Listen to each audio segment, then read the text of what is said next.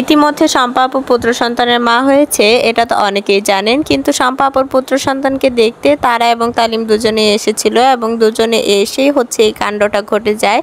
তো তারা হচ্ছে অঝরে কান্না করে শম্পা আপুদের বাসায় এসে। তো কী কারণে হঠাৎ করে তারা এত কান্নাকাটি করছে সব কিছুই বিস্তারিত জানাবো আপনাদের আজকের এই ভিডিওতে এবং দেখাবো কিছু ভিডিও ফুটেজ।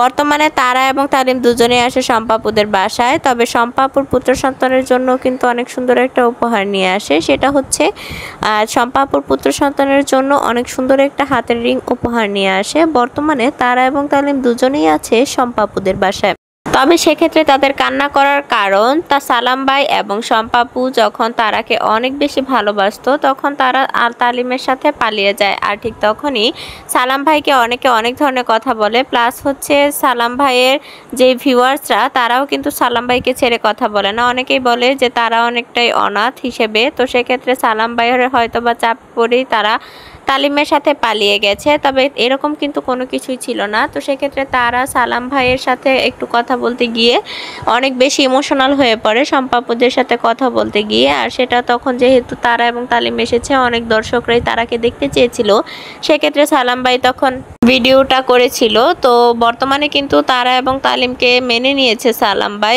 আর তারার অনেক আগে থেকেই সালাম ভাইয়ের বাসায় আসা যাওয়া ছিল, কিন্তু তালিমের ছিল না। বর্তমানে তালিমও এসেছে। আর আপনারা হয়তোবা জানলে খুশি হবেন যে তারা এবং তালিমকে কিন্তু তালিমের বাবার বাড়ি থেকেও মেনে নিয়েছে। আর বর্তমানে কিন্তু তারা এবং তালিম দুজনেই সালাম ভাই এবং শম্পা আপুদের বাসায় আছে এবং এতদিন কিন্তু তারা তার শ্বশুর বাড়িতেই ছিল। আর সেখান থেকেই শম্পা আপুদের বাসায় এসেছে শম্পা আপুর ছেলেকে দেখতে।